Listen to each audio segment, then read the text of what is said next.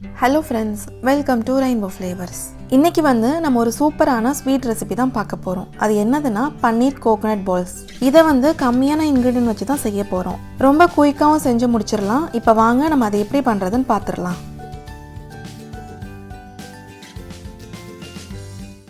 இப்போ இந்த ஸ்வீட் செய்யறதுக்கு நம்ம ஃப்ரெஷ்ஷாவே பன்னீர் ரெடி பண்ணி செய்ய போறோம். அதுக்கு பாத்திரத்துல நான் இன்னைக்கு 1/2 லிட்டர் பால் சேர்த்துக்கிறேன். பால் நல்லா சூடாகி வரட்டும். அதுக்கப்புறம் இதில் இருந்து நம்ம பன்னீர் எடுத்துக்கலாம். பால் நல்லா சூடாயிடுச்சு. இந்த டைமில் லெமன் ஜூஸை கொஞ்சம் கொஞ்சமாக சேர்த்து நம்ம இதை பன்னீர் ஆக்கிடலாம். 1/2 லெமனை ஃபஸ்ட்டு நான் ஸ்குவீஸ் பண்ணி விடுறேன்.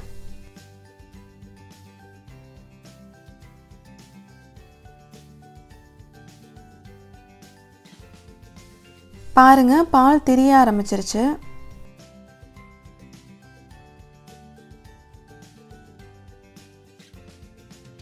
அடுத்து பேலன்ஸ் இருக்கிற 1/2 லெமனையும் ஸ்குவீஸ் பண்ணி விட்டுருங்க. பாருங்க, பன்னீர் எல்லாமே தனியாக வருது.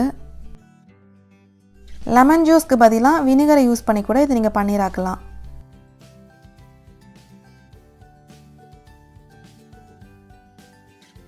தண்ணிலாம் தனியாக பிரிஞ்சிருச்சு பாருங்க.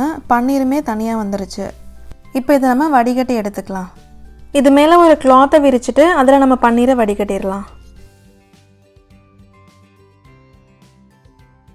தண்ணிலாம் எதுவுமே இல்லாத மாதிரி நல்லா கரண்டி வச்சு அழுத்தி விட்டுருங்க.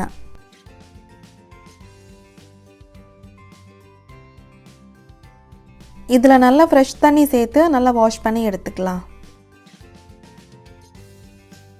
1/2 லிட்டர் பாலுக்கு இவ்வளோ பன்னீர் தான் கிடச்சிருக்குது. கொஞ்சம் கூட தண்ணி இருக்கக்கூடாது. நல்லா பிழிஞ்சு விட்டுருங்க. இது ஒரு 10 நிமிஷத்துக்கு அப்படியே இருக்கட்டும். அதுக்கப்புறம் நம்ம ஸ்வீட் பண்ண ஸ்டார்ட் பண்ணலாம்.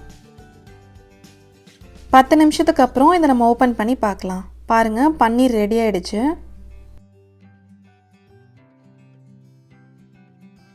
இந்த பன்னீரை நம்ம நல்லா உதிரி உதிரியாக ஆக்கிடலாம்.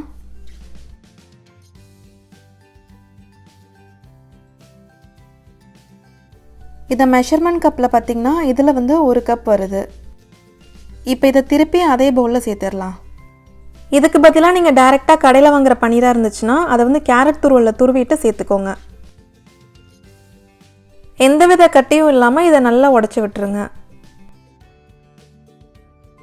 அடுத்து இது கூட டெசிகேட்டட் கோகனட் 3/4 கப் சேர்த்துக்கிறேன். கூடவே மில்க்மெய்ட் 1/4 கப். இதுக்கு பதிலாக நீங்கள் சர்க்கரை கூட யூஸ் பண்ணிக்கலாம். 1 சிட்டிகை ஏலக்காய் தூள், 1 டீஸ்பூன் பட்டர் சேர்த்துக்கோங்க. கடைசியாக இதில் ஒரு 5-6 முந்திரியை வறுத்துட்டு அதையும் இந்த மாதிரி சின்ன சின்னதாக உடச்சிட்டு சேர்த்துக்கோங்க. உங்களுக்கு பிடிச்ச நட்ஸ் எது வேணாலும் நீங்கள் சேர்த்துக்கலாம். இப்போ எல்லாத்தையுமே நல்லா மிக்ஸ் பண்ணி விட்டுறலாம்.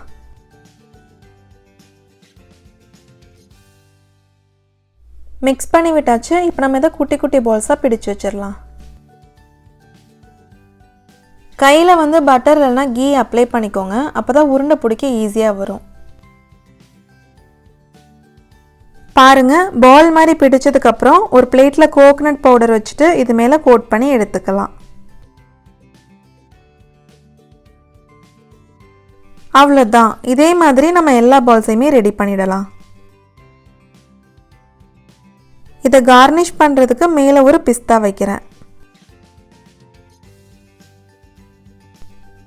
அவ்வளோதான், பன்னீர் கோகனட் பால் ரெடி ஆகிடுச்சு. இதை ஒரு 15 to 20 நிமிஷம் ஃப்ரிட்ஜில் வச்சுட்டு சாப்பிடுங்க. டேஸ்ட்டு ரொம்ப நல்லாயிருக்கும். இது ரொம்ப சிம்பிளான ஈஸியான ஒரு ஸ்வீட் ரெசிபி.